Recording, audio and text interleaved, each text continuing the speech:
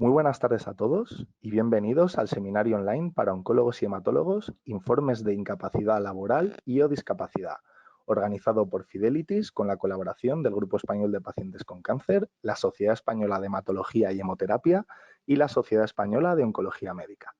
Para el desarrollo de esta sesión contamos con la presencia de don Lorenzo Pérez Menéndez, presidente de Fidelitis, el doctor Salvador Payán Pernía, hematólogo en el Hospital Universitario Virgen del Rocío de Sevilla y socio de la Sociedad Española de Hematología y Hemoterapia, experto en eritropatología, donde trata con enfermedades crónicas que producen discapacidad.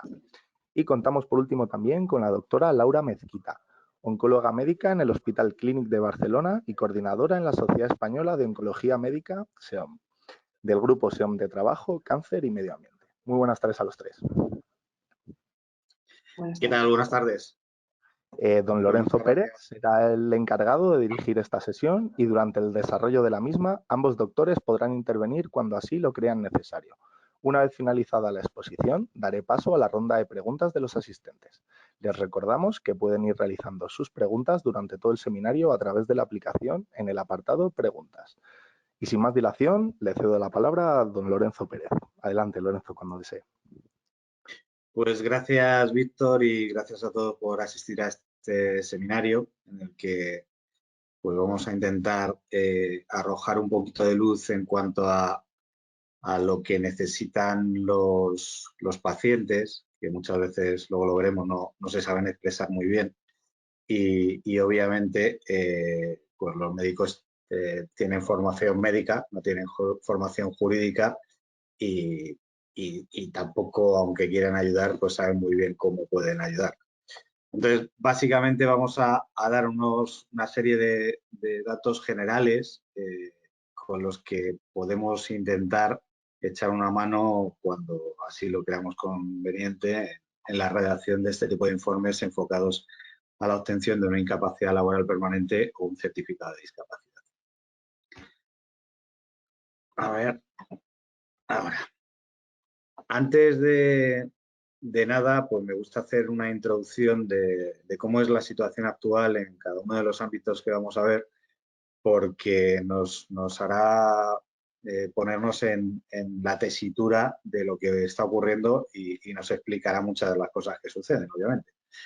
Y bueno, pues por parte de los pacientes lo que hay es un desconocimiento muy amplio de la ley, es decir, no nacemos enseñados, con lo cual ya no solo de la ley, sino de la jurisprudencia, porque la ley se puede obtener en cualquier, online ahora prácticamente en cualquier sitio, pero lo que no se conoce es la jurisprudencia, que es, como sabéis, las diferentes interpretaciones que se hacen de las leyes, que son muy buenas, las leyes españolas en materia social, pero realmente son leyes que en muchos casos son de los años 70 u 80 y que se han ido reinterpretando, adaptándolos a la actualidad o a la realidad de la sociedad actual, ¿no?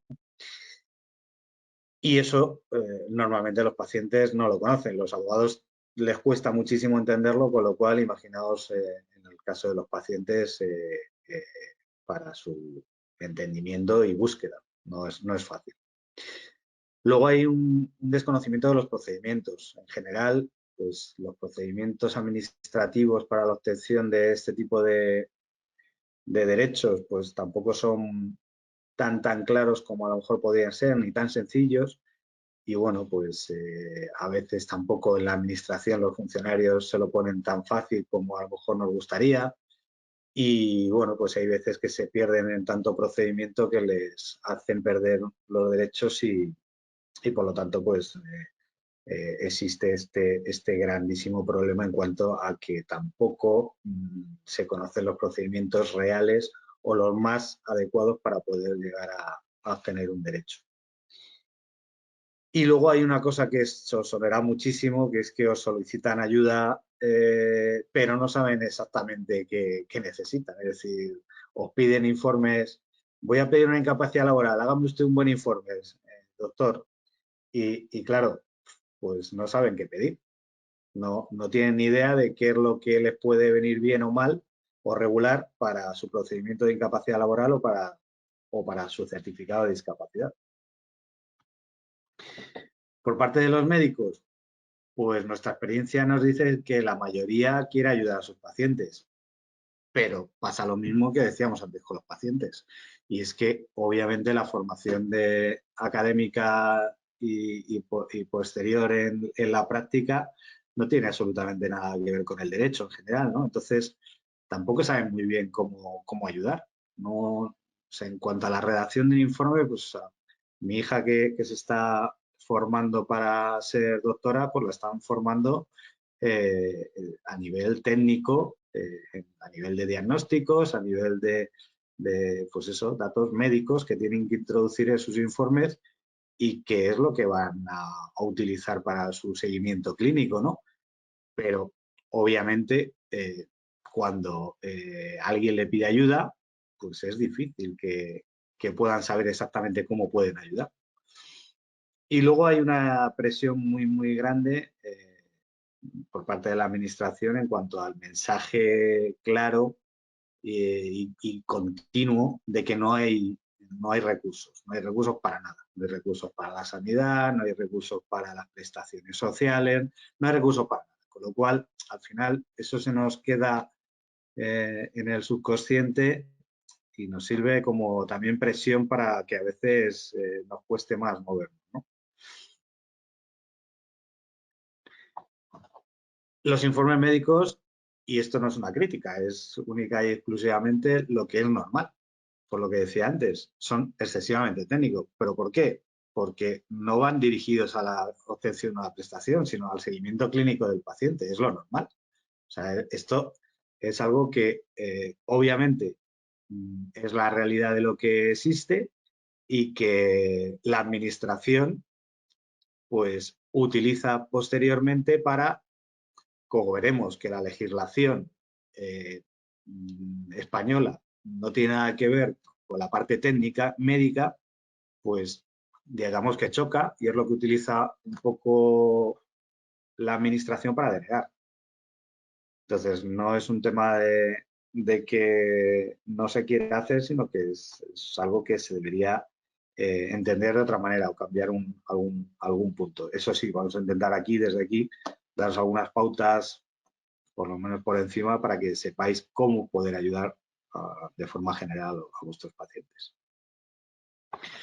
Luego, por parte de la administración, pues ese mensaje generalizado de la falta de recursos, que lo oímos todos los días. Una falta de actualización en la aplicación de las leyes. Si tú le preguntas a un funcionario por según qué ley de la seguridad social, que ha tenido en los últimos 20 años 20 actualizaciones, pues probablemente las desconozca porque la jurisprudencia obviamente no está tan al alcance del ciudadano como ni siquiera de los abogados, como decíamos antes, y por lo tanto es normal que lo desconozca, con lo cual hay muchas veces que se les pregunta por un determinado derecho, una determinada prestación, y te contestan de forma errónea porque desconocen cómo se aplica la última jurisprudencia. Hay una cosa que pasa continuamente y es que desestiman por sistema los informes privados. La administración, cuando ve un informe privado, directamente en general, yo siempre hablo de generalidades, luego hay sus honrosas excepciones, los desestiman, y esto quizá tenía más sentido hace pues igual 30 años, pero es que hoy en día la mayoría de los médicos trabajan igual en la pública que en la privada, ¿no? Entonces, dudar de la veracidad de lo que un médico está opinando en la privada cuando por las mañanas está trabajando en la pública, pues tiene ya menos sentido, ¿no? De hecho, luego veremos que una sentencia del Supremo muy reciente, de hace días, reconoce que ya no se puede hablar de parte solo en el caso de que no sea la administración. Luego lo contaré porque es una sentencia muy reciente. Y luego hay una cosa que también es cierta y es que los médicos del equipo de valoración de incapacidades son generalistas y por norma general no han hecho ni siquiera clínica.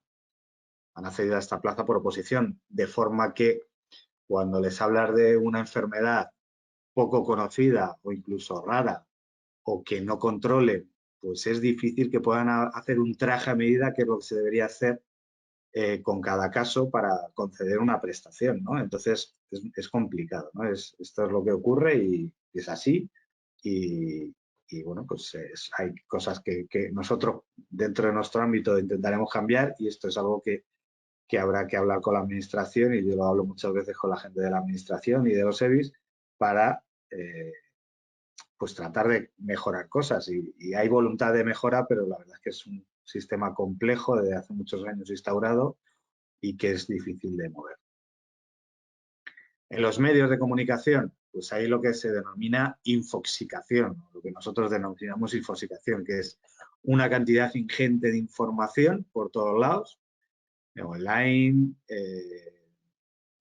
los periódicos, las revistas, la radio, etcétera, etcétera, pero una gran parte de esa información es muy tóxica porque o es errónea o es ambigua o te puede dar o está sesgada, con lo cual te puede dirigir hacia senderos que te van a probablemente mal guiar para la obtención de tus derechos. Esto es muy común, el doctor Google y el abogado Google, ¿no? Esto lo habréis, lo sufriréis a menudo, incluso tanto más que nosotros, y es así, es una realidad tremenda, ¿no?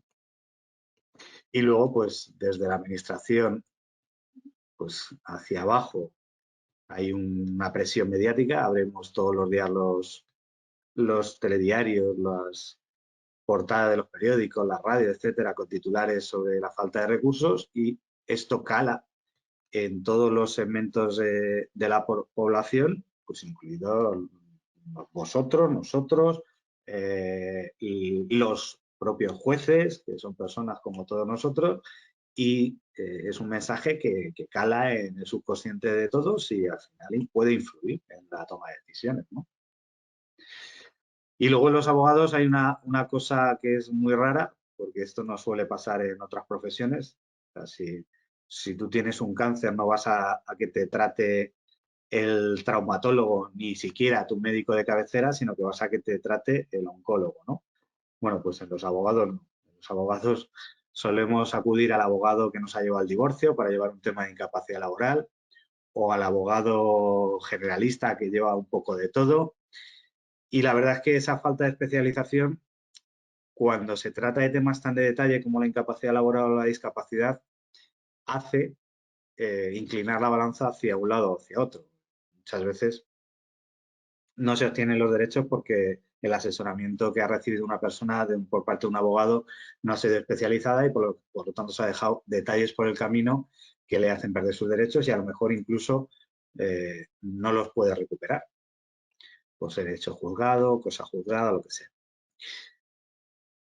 También tienen un desconocimiento muy profundo de la forma actual de la administración. Todo abogado que no lleve, no hablo de 3 casos al año, hablo de cientos de casos al año de incapacidad laboral o de discapacidad, pues difícilmente va a saber cómo hay que preparar un tribunal médico en el equipo de valoración de incapacidades o las entrevistas del equipo de valoración y orientación en el caso de la discapacidad.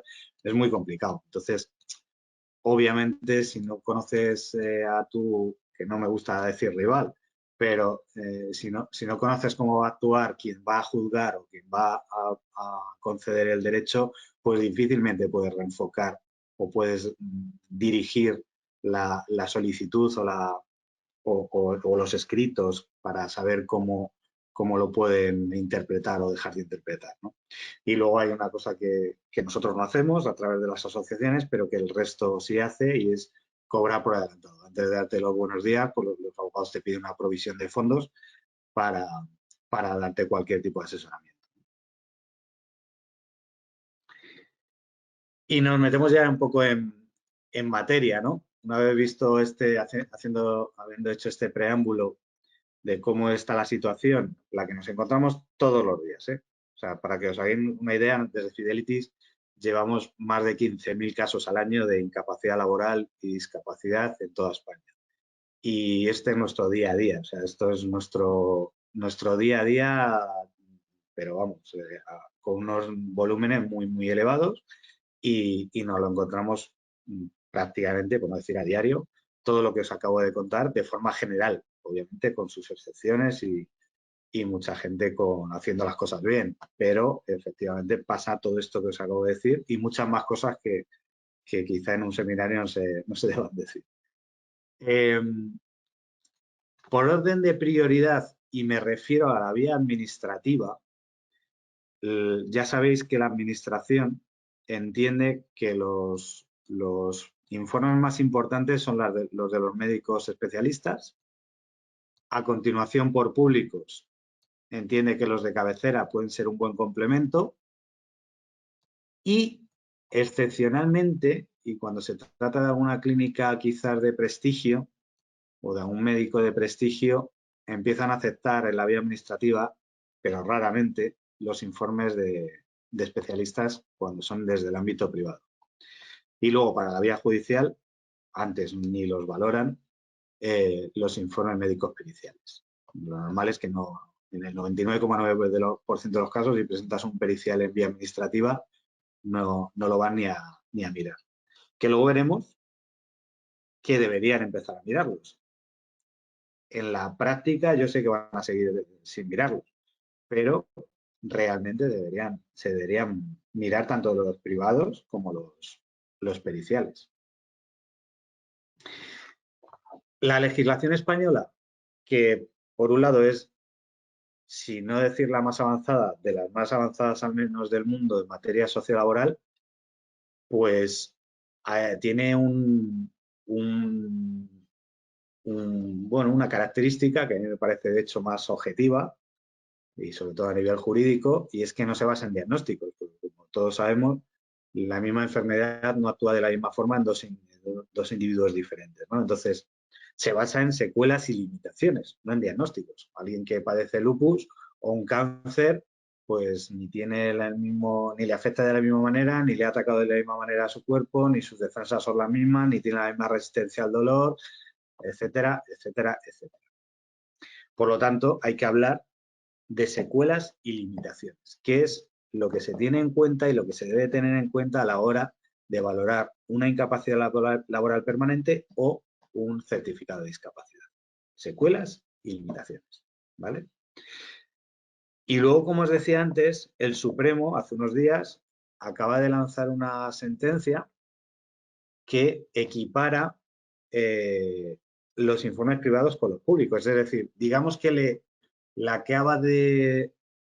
acaba de igualarnos en fuerzas en cuanto a que se tiende igual de parte el informe de la administración que el informe de un privado. No puede dársele más credibilidad a un informe de la administración por el hecho de ser de la administración. A los dos se les va a entender como informes de parte y ahí lo que hay que ir es a la valoración objetiva que se hace en dicho informe. No hay que mirar ni quién es el médico firmante, ni quién es la clínica a la que pertenece, ni nada por el estilo. Lo que hay que hacer es ver si hay una objetivación clara y contundente de los hechos, en este caso de las secuelas y las limitaciones. Pero esto es un dato muy importante que obviamente nosotros ya estamos utilizando, que nosotros habíamos defendido hace muchos años, por lo que os decía antes, porque hablar de que un médico que por las mañanas está en la pública y por las tardes en la privada va a cambiar de criterio profesional por el hecho de hacer el informe desde la pública o la privada, pues no sé, a mí se me hace duro pensarlo, ¿no? O sea, no lo veo, no logro entenderlo. Y el Supremo acaba de confirmar que es así, es decir, la administración actúa de parte tanto como un informe privado, con lo cual ya no se le puede dar, muchos jueces le daban muchísima más credibilidad, entre comillas, a los informes de la administración, los informes públicos, que a los informes privados, ¿vale? Bueno, y aquí en cuanto a la valoración de informes, deciros pues algunos datos que nos pueden ayudar. Partimos de la base de que obviamente no hay ni que mentir ni que exagerar. Es decir, aquí no se trata ni de vamos a ayudar exagerando o mintiendo, sino realmente haciendo un fiel reflejo de la situación del paciente. O sea, es suficiente, es más que suficiente. ¿Cuál es el problema? Que obviamente hay parte de lo que vamos a ver luego que interfiere en esas redacciones y que podemos tener en cuenta a la hora de redactar. Es decir, como todos sabemos y hemos dicho antes, no impacta de la misma manera un cáncer, por ejemplo, en un paciente o en otro, siendo el mismo cáncer, de colon, de lo que sea. Pero sí que puede haber una serie de secuelas y limitaciones similares que muchas veces incluso el paciente omite porque se centra en según qué cosas o está nervioso, porque muchas veces está muy nervioso, y que incluso se lo podemos recordar. Y si el paciente nos confirma o sabemos perfectamente que esa situación está produciéndose, esa secuela o esa limitación, pues ¿por qué no reflejarla? Es decir, no hace falta entrar ni en el diagnóstico ni en el fondo de la cuestión de los informes.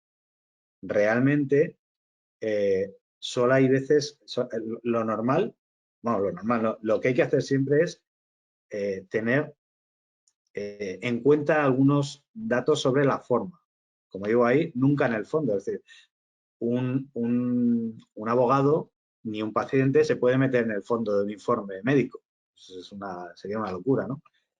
Pero sí que luego veremos algunas frases, algunas palabras que nos pueden ayudar o nos pueden, en este caso, perjudicar a la hora de redactar un informe. Pero lo más importante es eso que decía ahí, de reflejar fielmente la situación del paciente. Tengo clarísimo que la formación académica que recibe un médico es, pues eso, médica y que no tiene absolutamente nada que ver con secuelas y limitaciones, pero, o sea, sí las conoce, pero no sabe cómo reflejarlas exactamente en los informes.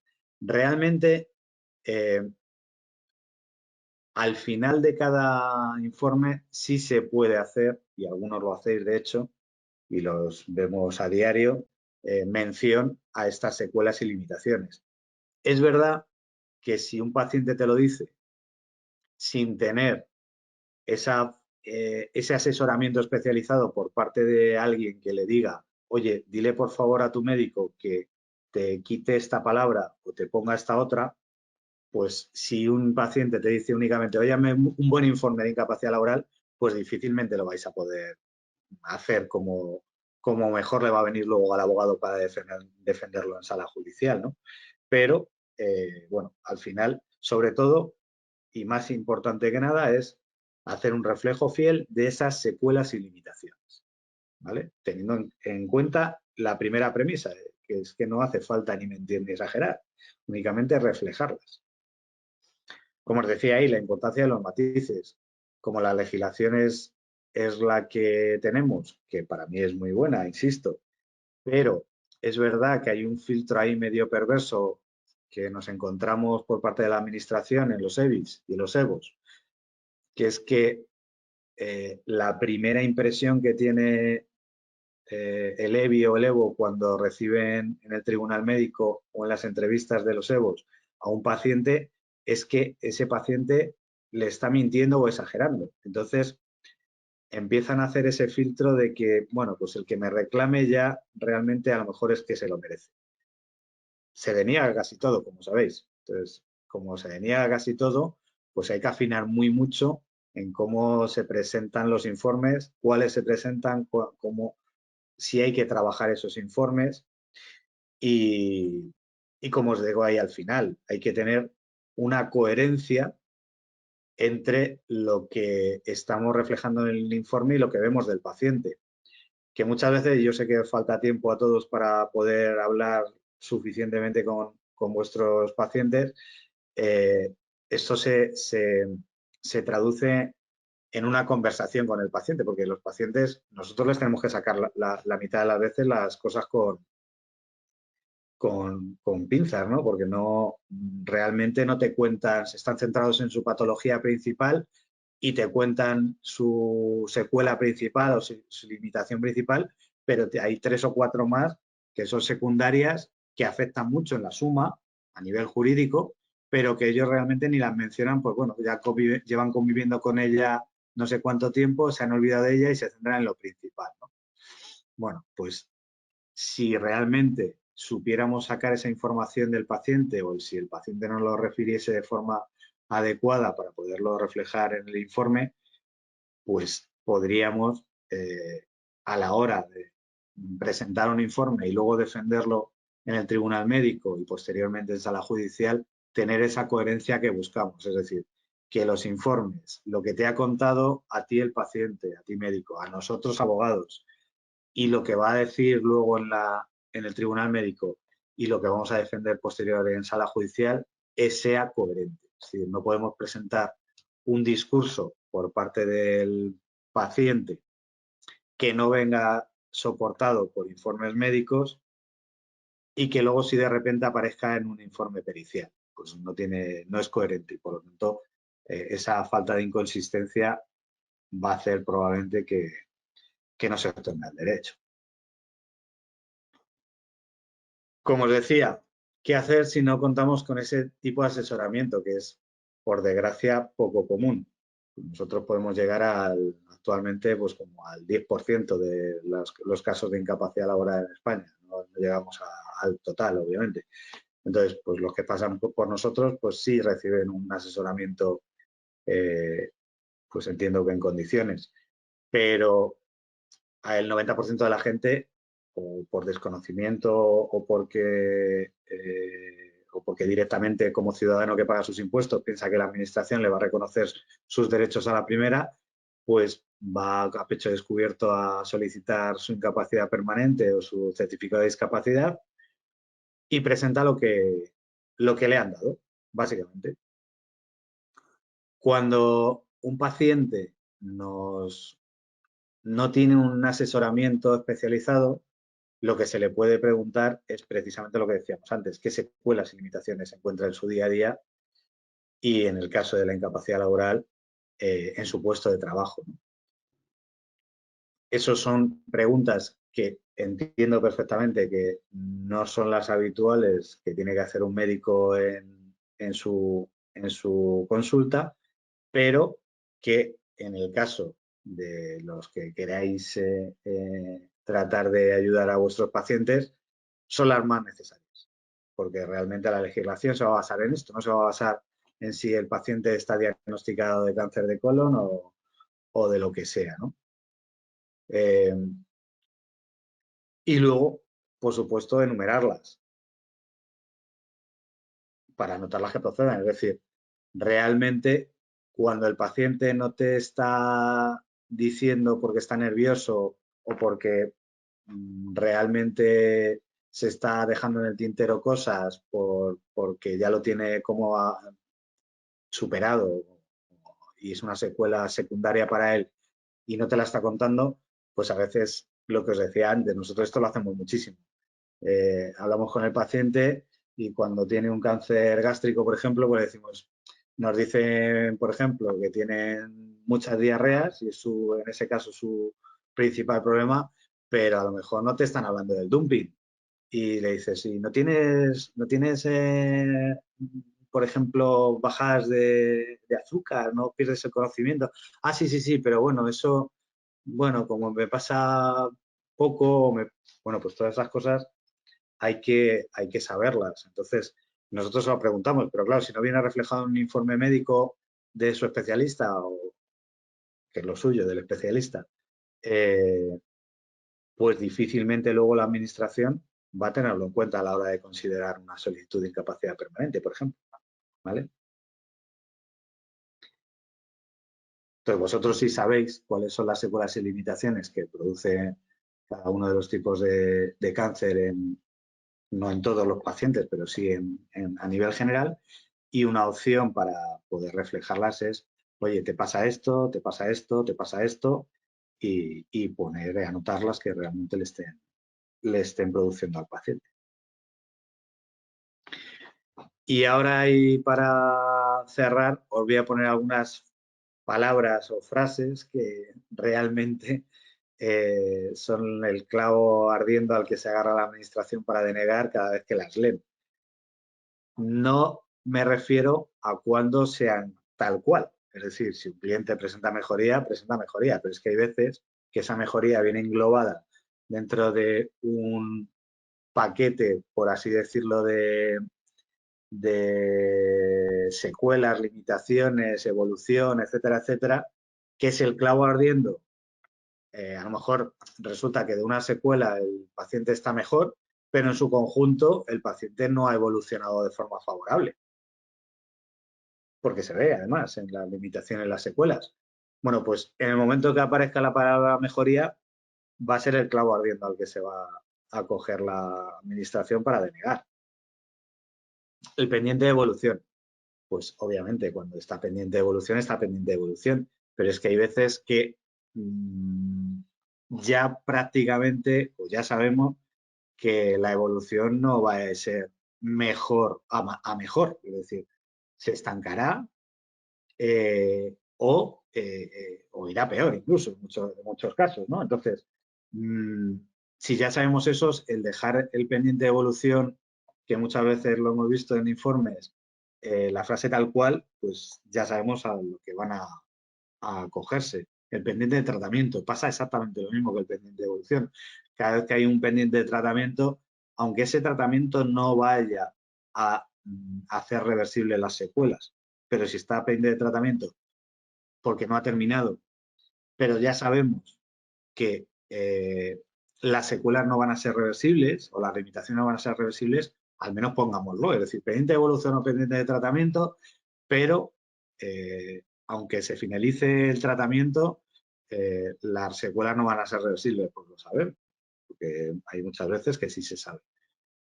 Bueno, pues habría que matizarlo. Ese es el pequeño matiz que habría que añadir a esa frase para que no sea el clavo ardiendo que decíamos antes al que se va a acoger.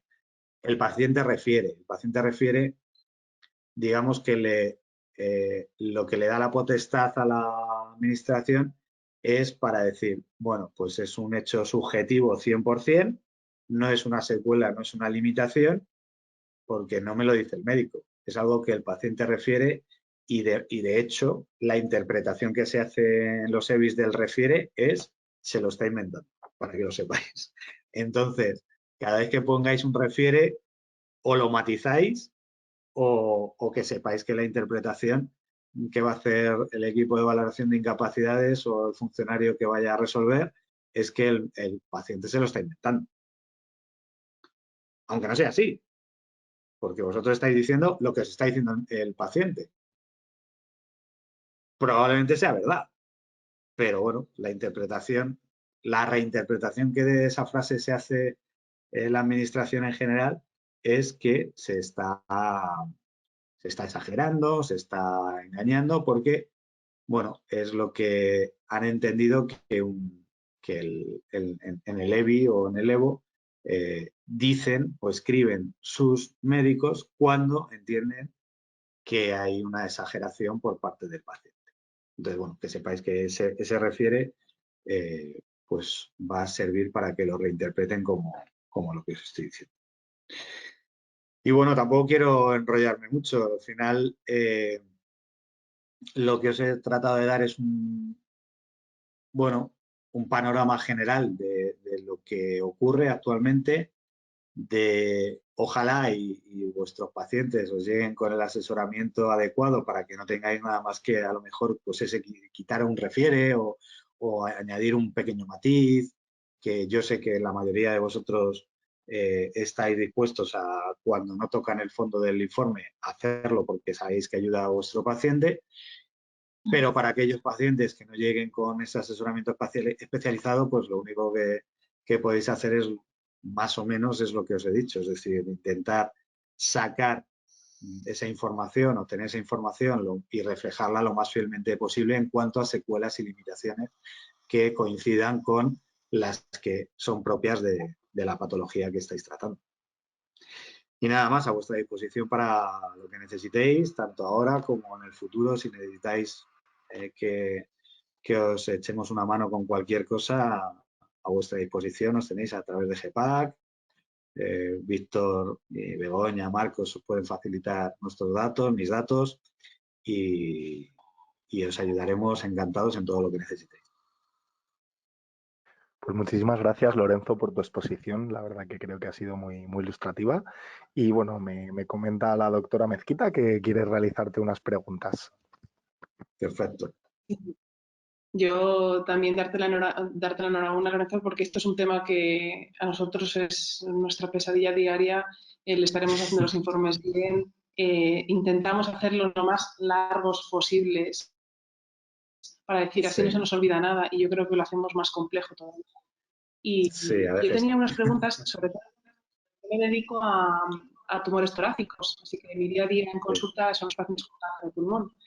Y entonces una de las cosas que veo es que a veces pues estas secuelas y limitaciones se entienden de una forma global en el paciente con cáncer, y claro, no tiene nada que ver un paciente con cáncer de mama que un paciente con cáncer de pulmón, y creo que hay muy poquita información, o sea, no sé si hay alguna información específica por diferentes áreas de patologías y también con diferentes enfermedades, porque nuestros pacientes, por ejemplo, el cáncer de pulmón, pues tiene muchas enfermedades asociadas, ¿no? Son pacientes que ya son fumadores o porque tienen alguna patología respiratoria previa, pues se asocian a enfermedades no oncológicas, y entonces a veces nosotros lo ponemos como antecedentes, pero como en plan en bronquitis crónica o alguna mujer, algunas pacientes que tienen fibromialgia, que son enfermedades que se podrían asociar, pero que nosotros lo ponemos como asociadas, ¿no? En ese caso, ¿crees que deberíamos hacerlo nosotros, o el médico de cabecera, o los 4 especialistas que lleven al paciente? Lo ideal en estos casos es que cada especialista refleje las suyas. Es verdad que las que son derivadas, pues por ejemplo, lo que dices tú, las bronquitis cuando sean cáncer de pulmón o similares, bueno, pues ahí sí te puedes a lo mejor, digamos, extender un poquito más, porque a lo mejor efectivamente es una secuela derivada o que, bueno, pues entre antecedentes y secuela derivada más que de la bronquitis, que sigue siendo diagnóstico, de lo que le produce en cuanto a la falta de aire, en cuanto al cansancio, en cuanto a esa fatiga crónica, en cuanto a incluso puede ser que desmayos, etcétera, etcétera, etcétera, ¿no? Entonces, esas son las cosas que, derivadas de, digamos, del órgano que tú estás tocando, te puedes explayar un poquito más, ¿no? Porque si no, lo normal es que hable cada especialista de la suya, ¿no? Si tú te empiezas a meter en áreas que, hombre, salvo que estén muy relacionadas, pues, pero lo que decía antes de la coherencia, es decir, que tú hables sobre temas que no te competen demasiado, hasta puede resultar hasta, pues eso, que parece que es demasiado de parte, ¿no? Cuando realmente estás reflejando cosas que le suceden al paciente y que lo conoces. Pero es verdad que si se hace bien el trabajo por parte de todos los especialistas, al final el que puede hacer un resumen muy bueno es el de cabecera. Y ahí hacer un informe global que refleje todas las secuelas y limitaciones. Eso sería lo ideal. Ese es la carta a los Reyes Magos que nosotros solemos pedir. Es verdad que es complicado, porque a veces un especialista lo hace, lo borda y te ayuda muchísimo, pero hay otros 2 que te ponen diagnóstico, tratamiento y adiós. Y luego el de cabecera pues no sabe muy bien qué poner en el informe. Nosotros les intentamos decir, oye, mira, puedes poner esto, puedes poner lo otro. Igual, es decir, no entrando nunca en el fondo de los informes médicos, porque a nosotros no nos toca eso. A nosotros nos toca conjugar la parte médica con la jurídica para que luego sea coherente y en sala judicial pues un juez tenga claro que lo que se le está contando no es una peli de indios, es algo que está sucediéndole a ese paciente. Y yo creo que hay 2 cosas que has dicho que me he quedado como muy, bueno, lo del refiere, y seguro que Salvador está conmigo, aunque es nuestra coletilla diaria. Sí, Y lo ponemos continuamente, pero porque no nos damos cuenta, nos enseñan desde bien pequeños, entonces, claro. y va a tener un impacto negativo, así que eso yo me lo guardo para los informes que haga. Y luego lo de que no se basa en diagnósticos, sino en secuelas y limitaciones, que para nosotros a lo mejor simplemente es la valoración que hacemos del COG, ¿no? De Performance Status, del estado general del paciente, que ocupa dos palabras, ¿no? Y el resto es todo relacionado con diagnósticos. Entonces, a lo mejor hacer más hincapié en esa sección es muy, la verdad es que es muy, muy ilustrativo. Muchas gracias y yo no tengo más comentarios, no sé si se ha hablado. Pues sí, Vale. sí, Hola, Lore. el refiere ese es miente. Exagera. Esa es la traducción más o menos simultánea que si esto fuera inglés harían de esa palabra en el EBI. Y sé que, pero es que, fíjate, lo que os decía antes, mi hija que está estudiando medicina, el otro día haciendo una práctica conmigo como internista, me hizo un examen y luego en lo que escribió ponía refiere. Digo, sí, sí, sí. Así que nada. Vale, hola Lorenzo. Bueno, enhorabuena por la presentación y muchas gracias por ella. No, creo que nos ayudará mucho. Bueno, yo estoy más familiarizado con los informes de discapacidad porque me dedico a enfermedades hereditarias, crónicas, con afectación multisistémica, ¿no? Y desde mi ignorancia te quería preguntar, ¿cuándo incapacidad laboral y cuándo discapacidad, dado que la discapacidad también es revisable, ¿no? Y puede ser transitoria, ¿no? ¿Cuándo una cosa y cuándo otra? Bueno, aquí realmente lo que hay que hablar es con el paciente, porque hay pacientes que no quieren oír hablar de una incapacidad laboral, pero una discapacidad les viene muy bien por muchos motivos, aparte de por todos los temas económicos que van asociados en cuanto a retenciones, a declaración de la renta, a todas las posibles deducciones en impuestos, etcétera, etcétera, que tiene asociado el reconocimiento de la discapacidad. Sin embargo, mentalmente no quiere una incapacidad laboral, aunque se le pueda corresponder, porque, como te decía, mentalmente se sienten más liberados y se olvidan un poco de la enfermedad cuando están trabajando. Entonces, no quieren esa incapacidad laboral. Entonces, aquí es muy importante hablar con el paciente y ver qué es lo que realmente le interesa, le puede convenir, porque hay veces que cuando hablas con un paciente y le haces una serie de preguntas como esta directamente, oye, pero tú qué es lo que realmente quieres? No, pues que yo ya no me siento con capacidad para trabajar. Yo ya, aunque quiera, ya no puedo. Ya me levanto cansado, ya voy a trabajar y cuando vuelvo estoy muerto y ya no, es que estoy haciendo un sobreesfuerzo que al final lo que hace es que no tenga otra vida, porque ya el resto del día lo dedico a intentar pues paliar las secuelas que tengo y las limitaciones que tengo. No tienen ni vida social, ni vida familiar, porque el trabajo les hace que no puedan dedicarse a cuidarse. Y eso, pero eso lo percibes en una entrevista de 2 minutos. O sea, eso en el momento en que hablas 2 minutos con un paciente, normalmente lo percibes. Y sí que a lo mejor hay otros que todavía no están en esa fase y que realmente una discapacidad les viene muy bien. Es decir, el reconocimiento de la discapacidad les va a venir muy bien en muchos sentidos, incluso a nivel de protección laboral.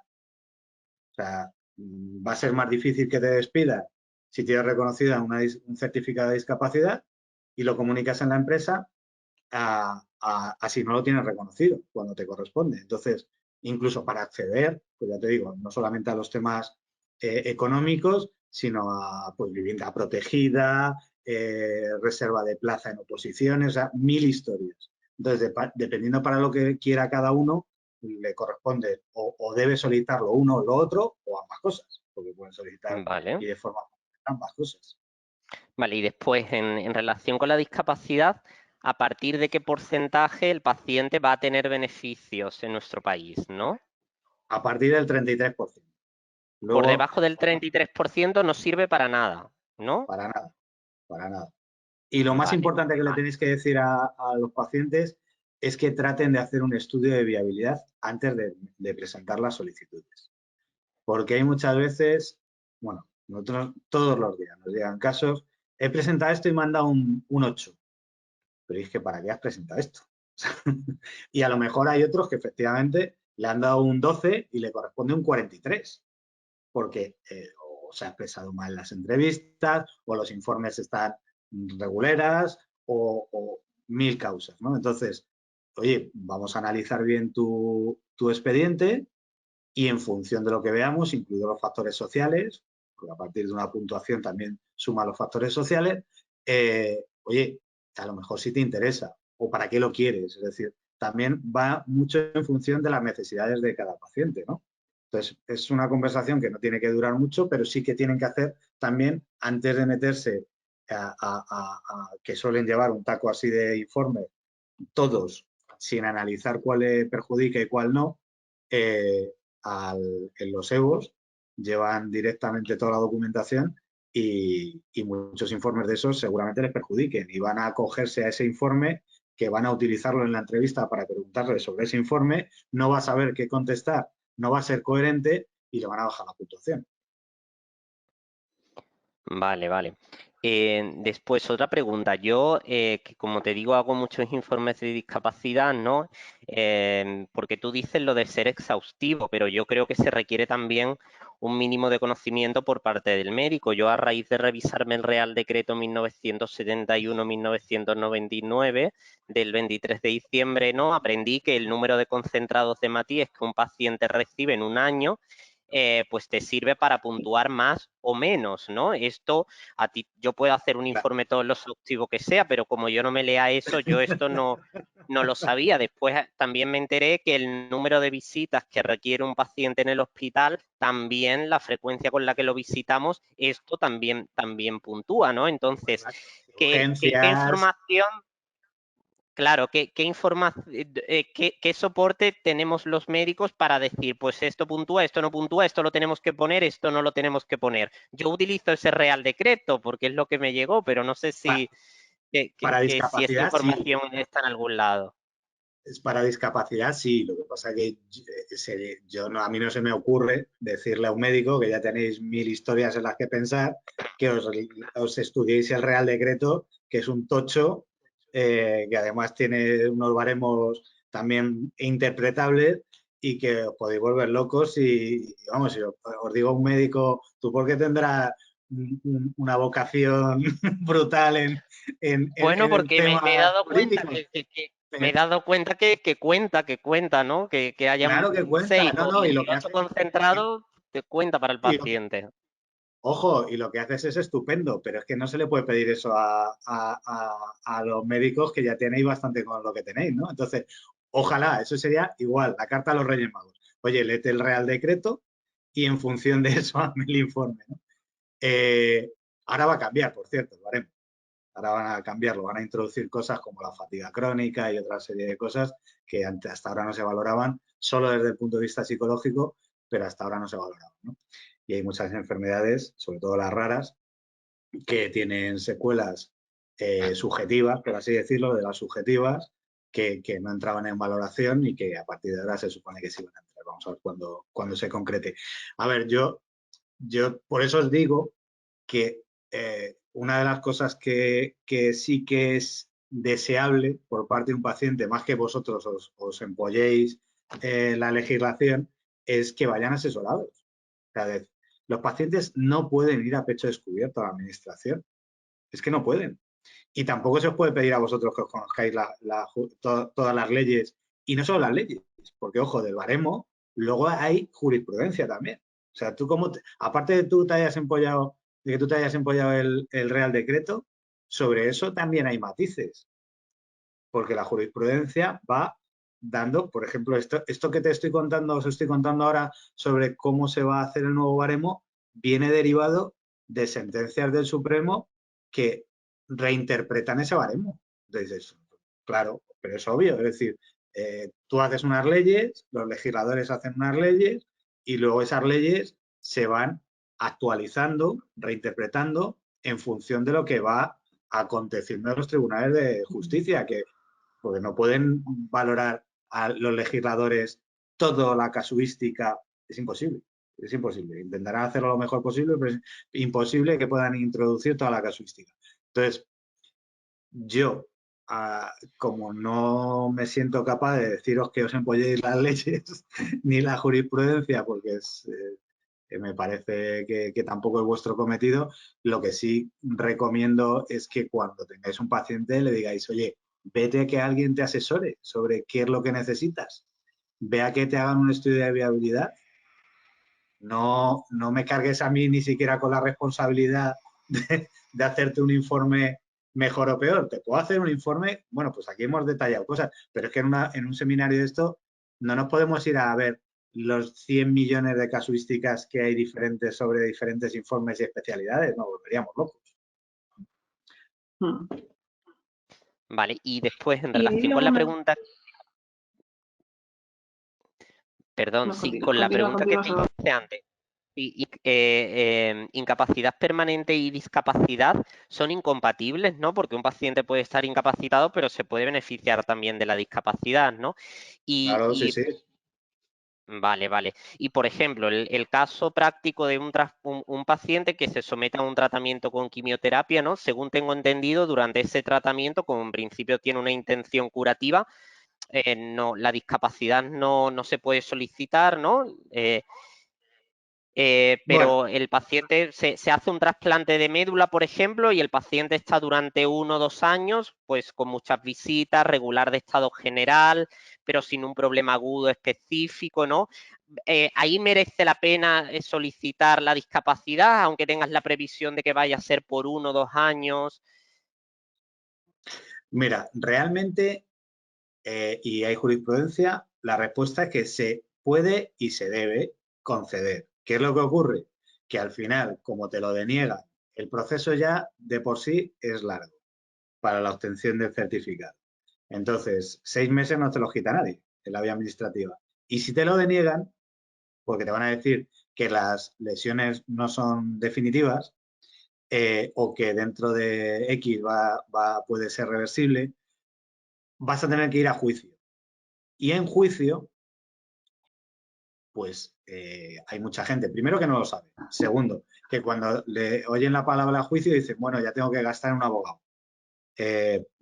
Prescindo de mis derechos porque no tengo o no quiero arriesgar ese dinero sin garantías de éxito. Entonces, con eso está jugando la administración claramente. Y esto a mí me lo ha reconocido gente de la administración. El otro día estuve en una ponencia de lupus y un médico contaba la experiencia de un amigo suyo del EBI y del Evo, de otro amigo suyo del Evo de Baleares, que le decían que denegaban todo por sistema, básicamente. Que luego ya el que reclamase, pues que fenomenal, que ya lo tratarían de otra manera. Es algo muy perverso de cara a los ciudadanos, ¿no? Pero ¿se puede? Sí, claro. Lo que pasa es que la gente normalmente prescinde de esos derechos pues porque le da pereza o no sabe que tiene esos derechos o realmente lo que os decía, por el tema económico, porque dice, joder, me tengo que meter en abogados, me van a cobrar una pasta sin garantías de éxito además. Con nosotros no, con nosotros no tienen que pagar nada, ni un duro por adelantado. Pero con la mayoría de los abogados sí. Entonces la gente no se mete en este tipo de jardines precisamente por eso. ¿Deberían dárselo a la primera? Sí. ¿Por qué? Porque una vez recuperada esa situación, te hacen una revisión y te la quitan. Como pasa, como por ejemplo, con los trasplantados. Claro. En el momento en que tú tienes una diálisis, te dan la incapacidad laboral, el certificado de discapacidad, y cuando te trasplantan, a los 6 meses te retiran la incapacidad o te la bajan de grado y te rebajan o no, dependiendo de tu situación, el grado de discapacidad. Oye, pues ¿por qué? Porque en parte hay muchos trasplantados que han hecho reversible todas sus limitaciones y secuelas, otros no. Aunque ya por norma la administración retira todos sus derechos y tenemos que ir a los tribunales de justicia, porque aunque hayan recuperado el riñón, tienen unos problemas adicionales con todo el tratamiento inmunosupresor, etcétera, etcétera, que es diferente por el que lo dieron, pero que le siguen limitando su capacidad laboral, por ejemplo. Entonces, también nos toca pelear. Pero por eso te digo, si en el caso, por ejemplo, de los tratamientos de quimioterapia, etcétera, etcétera, se debería conceder ese grado de discapacidad y una vez hecho reversible porque ha recuperado todas sus capacidades esa persona, oye, te lo quitan y punto. Y a mí me parece de lo más justo. Ahora bien, denegarlo para alargar el proceso para que la gente no lo pida es bastante perverso. Estaremos de acuerdo. Vale, vale. Pero se puede hacer, ¿eh? Pues perfecto, gracias. Nada. Pues muchísimas gracias a los tres. Doctora, quería intervenir usted, me parece. No, o sea, es que antes hubo un comentario, pero se me ha ido el santo al cielo, en realidad ya no me acuerdo. Ya me acuerdo. Era una pregunta rápida sobre si hay algo de impacto en las secuelas de tratamientos. Porque, claro, nosotros tenemos la secuela del paciente que ha recibido, pues, o sea, que se ha tratado y que tiene una secuela, pues, por ejemplo, porque le falte un trozo de pulmón y entonces, pues, tengo una limitación funcional, ¿no? Y además están las secuelas asociadas con tratamientos de quimioterapia que puedan provocar una polineuropatía en las manos, que no puedan coger bien las cosas y tal. Es importante que eso lo detallemos en el informe, o sea, porque claro, si no ponemos polineuropatía, pero no saben que es asociado a la quimioterapia, ¿no? O sea, poner el diagnóstico de la limitación, esa limitación y decir que es asociada a quimioterapia como para que se entienda que es algo ya de por vida, ¿no? Sí, se debe poner cualquier secuela derivada de la propia enfermedad o del tratamiento. Lo que decíamos antes, por ejemplo, los trasplantados recuperan su función renal, pero tienen un tratamiento inmunosupresor que les produce otras 1000 secuelas diferentes a las que tenían antes, no están atados a la diálisis, pero tienen otras 1000 secuelas derivadas del trasplante, del tratamiento que tienen que utilizar de por vida por su trasplante, ¿no? Entonces, sí, claro, hay que reflejarlas porque aquí volvemos a repetir, no se basa la legislación española, no se basa en diagnósticos, se basa en secuelas y limitaciones, con lo cual, sean derivadas de la propia enfermedad o de los tratamientos o de las cirugías, hay que reflejarlas para que se sepa la capacidad, en este caso laboral, si hablamos de incapacidad laboral, o cómo impactan las secuelas y limitaciones de todas y cada una de las patologías y tratamientos y cirugías en la vida del paciente cuando hablamos de discapacidad, en toda su vida, laboral, social, de relación, familiar, para caminar, todo. Entonces, para discapacidad se miden unas cosas, para incapacidad laboral se miden otras, pero hay que reflejar todas las secuelas y todas las limitaciones. ¿Vale? Vale. Bueno, a mí me gustaría comentar también, antes de acabar, ¿no? Que como por desgracia, ¿no? No todos los pacientes tienen acceso a un asesoramiento jurídico como el que vosotros prestáis, ¿no? Yo en mi experiencia sí que los trabajadores sociales de atención primaria, pues aunque no tengan esta formación legal, pero sí que lo que es asesorar al paciente en el proceso, en los procedimientos donde tienen que entregar los documentos, qué documentos, esto ellos sí que orientan mucho y pueden ser útiles, y insto a los oyentes, ¿no? A que se dirijan a los pacientes como primer paso quizás al trabajador social de atención primaria. Sí, sobre los procedimientos sí que están efectivamente muy familiarizados y los controlan y ayudan bastante. Es verdad que la parte jurídica les pasa. Nosotros damos mucha formación a trabajadores sociales y bueno, pues al final pero lo que os decía antes, si ni los propios abogados controlan la jurisprudencia, ¿cómo le vas a pedir a alguien que no trabaja en esto y está especializado que controle esa jurisprudencia? ¿Qué es lo que hace al final la diferencia? Mira, por ejemplo, esta sentencia que os acabo de decir sobre el método objetivo de valoración de los informes públicos y privados, esto probablemente no lo van a empezar a poner en marcha abogados que no estén metidos en esta materia hasta dentro de años. Es muy probable que no lo vayan a alegar en sus demandas. Y lo tienen que alegar, porque es algo muy importante. O sea, hay muchos jueces que son pro administración y que entienden que lo que dice un médico de la pública tiene mucho más valor que lo que dice un médico de la privada, cuando al final estáis trabajando la mayoría en la pública y en la privada. Entonces, ¿cuál es el criterio? No tiene ningún sentido ese criterio.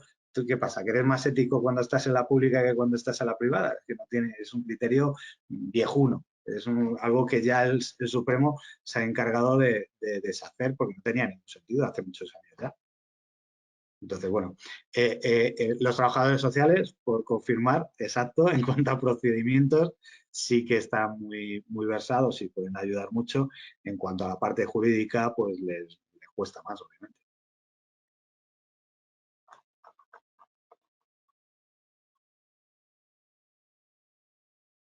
¿No hay más comentarios por parte de ustedes, doctores? Por mi parte, no. Muy bien, pues muchísimas gracias. Pues Lorenzo, para terminar, tenemos una pregunta de un asistente, ¿vale? Que en referencia a los estudios de viabilidad que había comentado antes, nos pregunta que cómo hacen el estudio de viabilidad previo a presentarlo. Me imagino que a dónde se tendrá que dirigir o con quién lo tiene que hacer. En nuestro caso, directamente nos lo puede enviar o a través de GEPAC, si es un tema oncológico, o directamente si no es socio o no quiere hacerse socio, lo que sea, pues a través de la web, en consultas, nos manda toda la documentación, le hacemos un estudio de viabilidad y le decimos, ¿esto es viable o no es viable? Y si no es viable, es que nosotros, a ver, bueno, tú lo sabes mejor que el resto, obviamente, Víctor, pero nosotros no cobramos honorarios si no ganamos. Entonces, no seguimos adelante con ningún caso que no sea viable. Entonces, si no es viable, directamente, mira, tu caso no es viable, no te pegues contra una pared porque vas a perder tiempo, dinero si lo llevas con otro abogado y te vas a frustrar. Entonces, no sigas adelante con un procedimiento que no es viable. Esa es nuestra recomendación cuando no es viable. Si es viable, oye, nos pegamos hasta el Supremo y el Constitucional o el Tribunal Europeo de Derechos Humanos, que también llevamos casos ahí. Pero si no es viable, no sigas con esto, porque te vas a perder tiempo, dinero y a nivel emotivo, pues te va a pasar factura. Muy bien, pues vamos, yo creo que no hay mejor consejo, la verdad. Pues esta persona, como ya ha escuchado a Lorenzo, si quiere contactar bien con Fidelities o con nosotros, o si no, bueno, como ha indicado Lorenzo, a un bufete de abogado especializado sobre todo. Así que con esto concluye el seminario Informes de Incapacidad Laboral y o Discapacidad. Muchas gracias a los ponentes por cedernos su tiempo de forma altruista y muchas gracias también a los asistentes por estar hoy aquí con nosotros. Esperamos que esta información les haya resultado interesante y les recordamos que si quieren volver a ver el seminario o recomendarlo a alguna persona, lo encontrarán en la página web de la SEDS y de la SEOM. Muchísimas gracias a todos y muy buenas tardes. Muchas gracias a los tres, de verdad. Gracias a vosotros. Gracias a vosotros. Gracias, un placer. Hasta luego. Buenas tardes. Adiós.